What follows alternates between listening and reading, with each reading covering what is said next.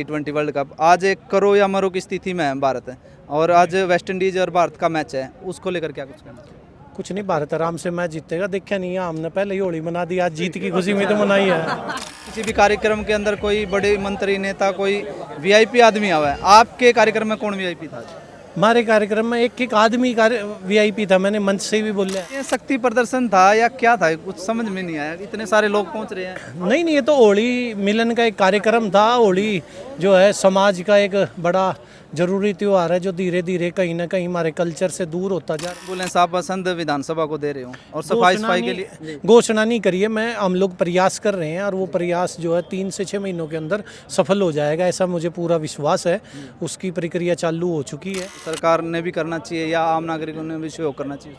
देखो, सफाई की व्यवस्था जो है वो बहुत ज़्यादा सुधारने की ज़रूरत है, क्योंकि मैं देखता हूँ सबसे ज़्यादा क्यों मैं खिलाड़ी रहा हूँ तो खेल के मैदान पे मेरा ध्यान जाता है। तो खेल के मैदान पे जो सरकारी स्कूल का ग्राउंड है उसके बाहर आप देखोगे कचरा पड़ा हुआ, अंदर कचरा पड़ा हुआ है। नहीं, राजनीति क्या होती है भाई साहब? राजनीति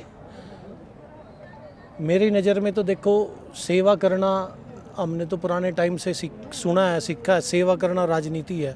इब सेवा को आप राजनीति का नाम दोगे वो दे लो, सेवा का दोगे वो दे लो। मेरी संस्था है, हम लोगों को मेरा जो सबसे कमेंट्री का जो सबसे यादगार चीज़ है ना, वो जब मैं अपने एरिया के गाँव के नाम लेता हूँ ना, तो मेरे के लिए उससे यादगार चीज़ कुछ नहीं है। क्योंकि राम राम दोस्तों, मैं हूं सुनील पांचाल और इस टाइम असंध के निजी पैलेस है आपके बीच में लाइव हूं और सुमित नरवाल वेलफेयर फाउंडेशन की तरफ से आज असंध के अंदर होली मिलन समारोह कर रखा है। आप देख रहे हो कि असंध विधानसभा से बहुत ही संख्या में लोग लगातार पहुंचने लग रहे हैं और होली मिलन समारोह का हिस्सा बन रहे हैं। फिलहाल आप स्क्रीन पर देख रहे हो पूर्व क्रिकेटर सुमित नरवाल। जी हाँ, पूर्व क्रिकेटर सुमित नरवाल है और आप देख रहे हो कि उनके जो फैन हैं, जो उनके साथी है, क्योंकि एक वीआईपी कल्चर खासकर आप देखो कि किसी भी कार्यक्रम के अंदर कोई वीआईपी गेस्ट हुआ है। आज यही पूछेंगे कि आज होली मिलन समारोह के अंदर कौन वीआईपी गेस्ट था। तो फिलहाल आप देखने लग रहे हो पूर्व क्रिकेटर सुमित नरवाल है हमारे साथ में और अपने साथियों तो मिल रहे हैं। भाई साहब राम राम। राम राम जी, राम राम भाई। कैसे हो जी? बिल्कुल बढ़िया जी, बहुत बढ़िया। पहला तो आपको सफल कार्यक्रम के लिए बहुत बहुत बधाई, शुभकामनाएं। नहीं, मेरा कार्यक्रम नहीं है, मेरी तो खाली ड्यूटी लगी थी संभालने के लिए। कार्यक्रम तो सभी मेरे जितनी भी ये 36 बिरादरी की सरदारी आई हुई है, असंध विधानसभा के एक गांव से जो लोग आए हुए हैं, उनका कार्यक्रम था, मैं खाली संभालने के लिए था। जी नरवाल साहब, खासकर वीआईपी कल्चर देखा, किसी भी कार्यक्रम के अंदर कोई बड़े मंत्री नेता कोई वीआईपी आदमी आवा है, आपके कार्यक्रम में कौन वीआईपी था? हमारे कार्यक्रम में एक आदमी वीआईपी था, मैंने मंच से भी बोला है। मेरे से लोगों ने पूछा भी कि भाई कार्यक्रम में वीआईपी कौन आएगा। मैं क्या भाई जी, जब आप लोग वहाँ पहुँचोगे उसके बाद पता लगेगा वीआईपी कौन है। तो आज सब एक आदमी इस कार्यक्रम में मौजूद वीआईपी है। नरवाल साहब ये बताओ, ये शक्ति प्रदर्शन था या क्या था, कुछ समझ में नहीं आया, इतने सारे लोग पहुँच रहे हैं। नहीं, ये तो होली मिलन का एक कार्यक्रम था। होली जो है समाज का एक बड़ा जरूरी त्योहार है जो धीरे धीरे कहीं ना कहीं हमारे कल्चर से दूर होता जा रहा है। इसी सिलसिले में ऐसा थोड़ी है कि हमने पहली बार मनाया है, ये हमारा तीसरा आयोजन था।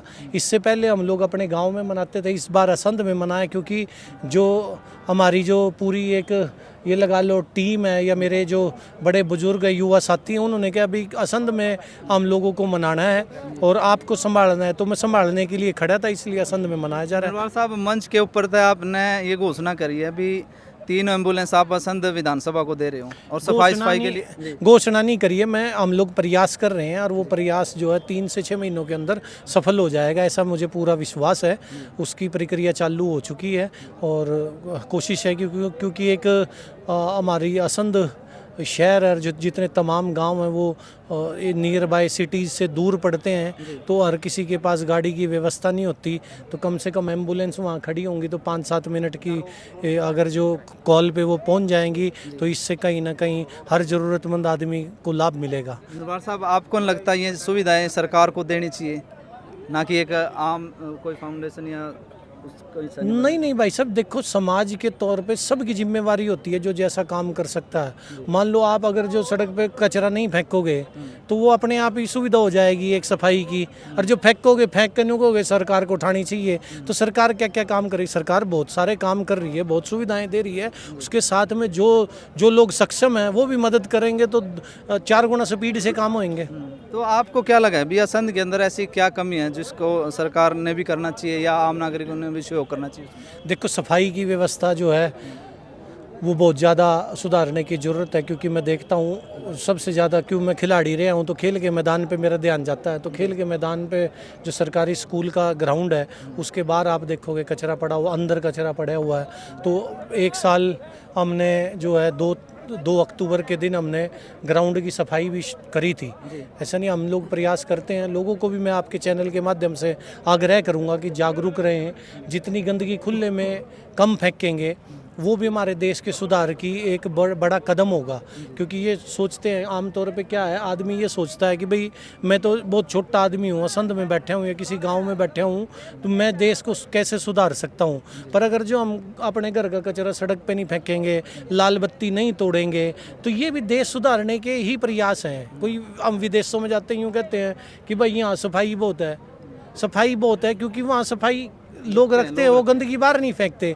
तो अगर जो हम लोग ये चीज़ें अपनाने लग जाएंगे तो सब चीज़ें बढ़िया हो जाएंगी। सफाई की उसमें हम लोगों ने 17 गांव में कचरा गाड़ियां गांव में दे रखी हैं, 17 गांव में, जिनका फ़ायदा हमारी माताओं बहनों को मिल रहा है। आने वाले टाइम में 10 गाँवों में देने का और प्रयास है हमारा। जल्दी से कोशिश रहेगी कि भाई उन गाँव में भी कचरा उठाने के लिए गाड़ियाँ प्रदान हो जाए, ताकि एक जो सफाई एक बेसिक चीज़ है उसमें बड़ा योगदान रहे। नरवाल साहब, आपने सुमित नरवाल वेलफेयर फाउंडेशन बना रखा है, उसका मेन मकसद क्या है? राजनीति है या फिर समाज सेवा? नहीं नहीं, राजनीति क्या होती है भाई साहब? राजनीति मेरी नज़र में तो देखो, सेवा करना हमने तो पुराने टाइम से सुना है, सीखा है, सेवा करना राजनीति है। इब सेवा को आप राजनीति का नाम दोगे वो दे लो, सेवा का दोगे वो दे लो।